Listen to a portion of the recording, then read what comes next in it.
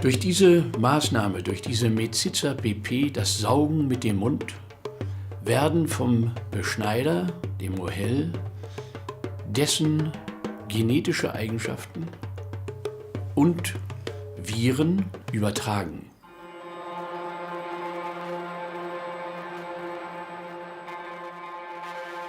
Die jüdische Beschneidung muss am 8. Tage nach der Geburt stattfinden, egal welcher Wochentag, auch wenn Sabbat ist. Die Beschneidung geht vor. Da es am 8. Tag geschieht, geschieht das in einem Stadium der sogenannten immunologischen Toleranz. Das heißt, Erreger, mit denen das Kind an diesem Tag in Kontakt kommt, wirken nicht als krankmachend. Sie werden in den Körper eingebaut, sind da, ohne dass der Körper darauf abstoßend reagiert, und sie werden betrachtet als Teil des Körpers. Sie werden dann mit den Zellen auch vermehrt, aber sie vermehren sich nicht selber, bleiben da. Der Körper erkennt also in Zukunft diese Zellen nicht als bösartig an, sodass diese Menschen nicht mehr von diesen Erregern krank gemacht werden können. Die mit dieser BP behandelten geimpften Personen, so kann man es richtig ausdrücken, sind also deswegen dann resistent gegen bestimmte Erkrankungen. Das Kind wird bewusst nicht unter Betäubung gesetzt, sondern das Kind muss schreien, das Kind wird bewusst gequält. Es wird vorher von der Mutter den ausführenden Personen übergeben. Es geht dabei manchmal über 3 Hände, sodass das Kind schon erschreckt Angst hat. Dadurch wird vom kindlichen Körper Adrenalin ausgeschüttet.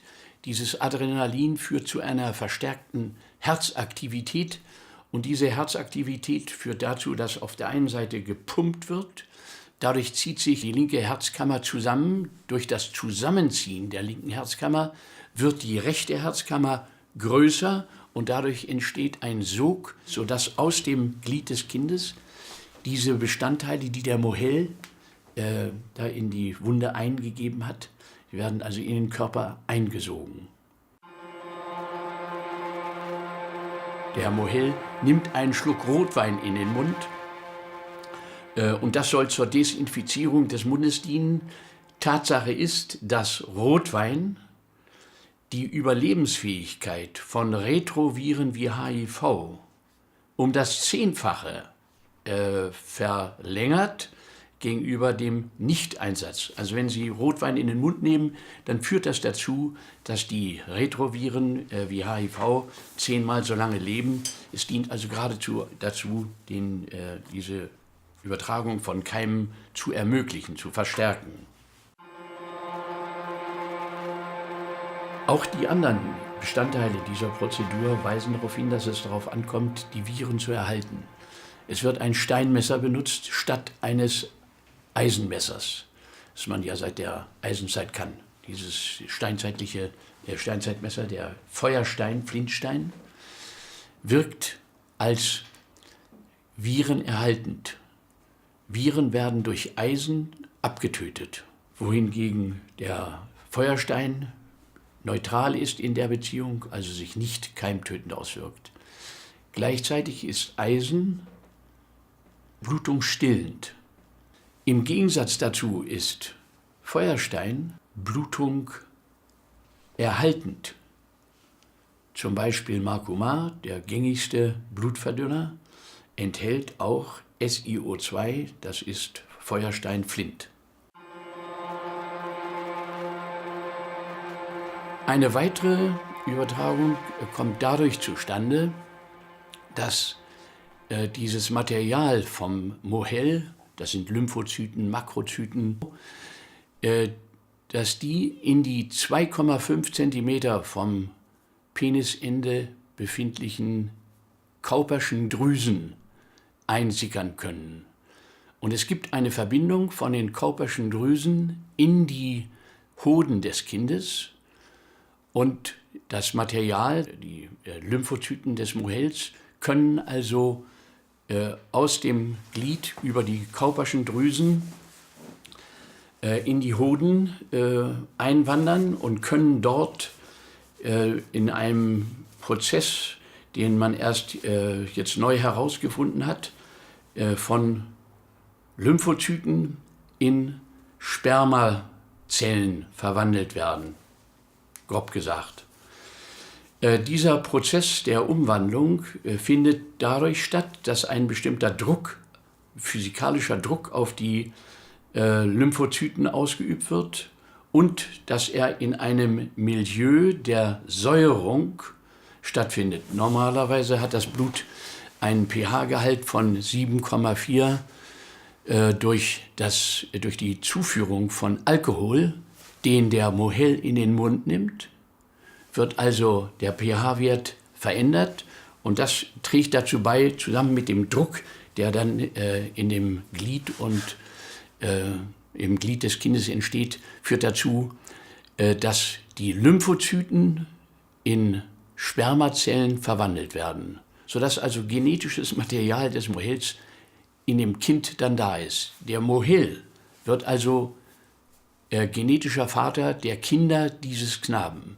Und es gibt Mohels, die 25.000 Kinder beschnitten haben. Merkwürdige Einstellung, die diese Menschen dazu haben müssen, so etwas 25.000 Mal zu machen. Es wird dabei eine genetische Eigenschaft, die CCR5-Deletion P32 übertragen. Bei dieser Eigenschaft ist ein Teil von CCR5, nämlich der Abschnitt P32, entfernt. Und diese Entfernung des Abschnittes P32 bewirkt, dass diese Menschen, diese Kinder resistent gegen Pest, Pocken, Tuberkulose und Retroviren wie HIV sind. Die akuten Geschichten sind Erkrankungen, die bekannt sind, die jeder Mediziner weiß. Morbus Tay-Sachs, Dystonie, Niemann-Pick, Morbus Canavan, dann der plötzliche Kindstod.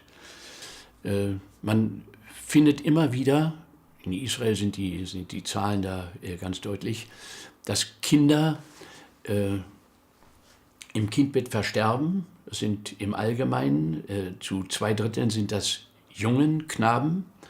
Und ein Hinweis, was da passiert ist, dass die Kinder dann, wenn sie auf dem Bauch liegen, dass sie dann eher diesen plötzlichen Kindstod erleiden. Das liegt daran, dass durch die Irritation des Penis es zu einer Ausbreitung der Keime kommt, die bei so einem kleinen Kind dann eben zum Tode führt. Wenn man also nicht weiß, woran ist das Kind gestorben oder man will es nicht sagen, dann wird sagen, das ist der plötzliche Kindstod. Das Kind ist also gestorben, weil es gestorben ist. Oder die Diagnose ist also das Tod des Kindes durch Tod des Kindes.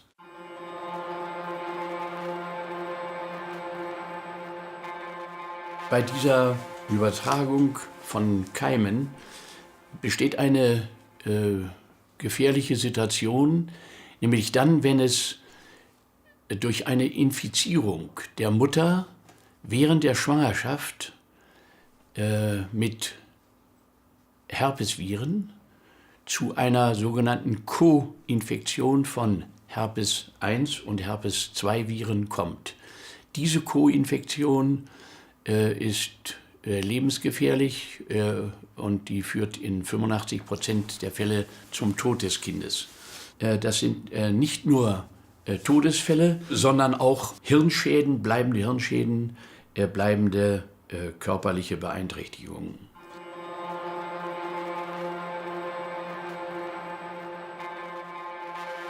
Die Anfälligkeit, die da vorhanden ist, die ist sehr deutlich sichtbar.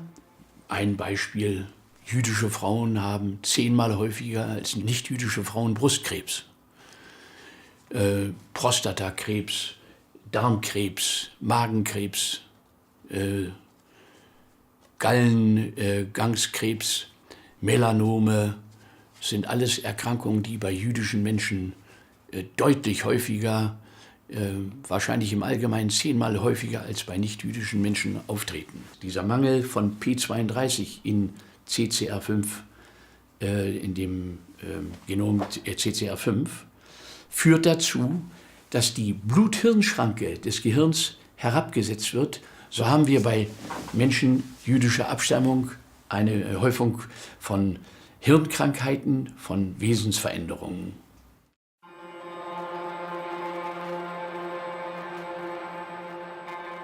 Auf der anderen Seite gibt es aber eine Widerstandsfähigkeit gegen epidemisch sich ausbreitende Erkrankungen wie zum Beispiel Pest, Pocken, Tuberkulose, Syphilis und immunschwächende Erkrankungen wie zum Beispiel HIV/AIDS. Durch diese Erkrankungen, die ich aufgezählt habe, sind in der Geschichte Hunderte von Millionen von Menschen gestorben an Pest. Immer wieder Pestzüge. Kein Mensch weiß, woher die Pest gekommen ist, wohin sie gegangen ist. Pocken, dadurch sind ein großer Teil der Ureinwohner Australiens, alle in Tasmanien, in Nordamerika, die indianischen Ureinwohner im ostasiatischen Raum sind damit getötet worden. In London wurden im 19. Jahrhundert jüdische Personen anteilsmäßig 15-mal seltener als nichtjüdische Personen von Syphilis befallen. Die jüdischen Menschen sind also anteilsmäßig gegenüber diesen Epidemien, die große Teile der Menschheit dahingerafft haben, geschützt. Und das ist wahrscheinlich oder das ist sicherlich, da habe ich gar keinen Zweifel, der Grund, warum diese grausame, abstoßende Maßnahme durchgeführt werden.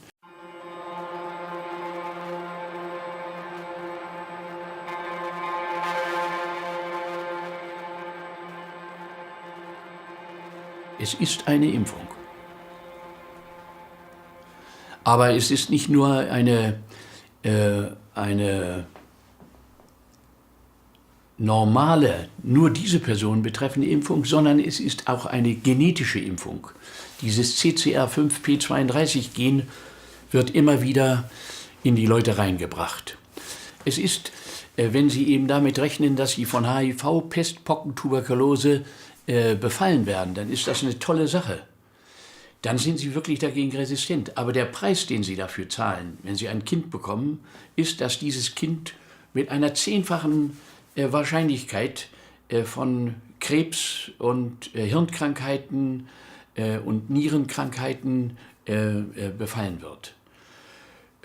Also für den normalen Hausgebrauch, nicht für biologische Kriege, für den normalen Hausgebrauch ist es eine sehr schlechte Sache. Wenn da eben biologische Kriege sind, dann, also Epidemien, nennen wir es mal so, vorhanden sind, ich sage dazu gemacht werden, wenn diese Epidemien da sind, dann ist das ein großer Vorteil.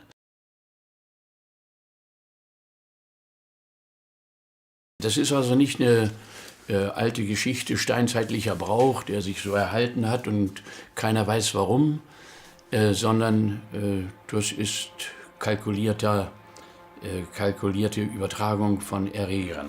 Das ist ja eine kleine Stelle, eine kleine Wunde. Und was da alles zusammenspielt, diese verschiedenen Gerinnungsmechanismen, Ausschalten davon, die Überlebensfähigkeit der Viren von HIV und HSV und dann dieses Saugen, das ist schon ein beeindruckendes und eindeutiges Zusammenspiel. Das kann nicht Zufall sein, dass diese ganzen Mechanismen auftreten und dass das nicht gewollt ist. Dass das durchgeführt werden darf, das zeigt, welche Bedeutung diese Maßnahme haben muss für diejenigen, die es betreiben.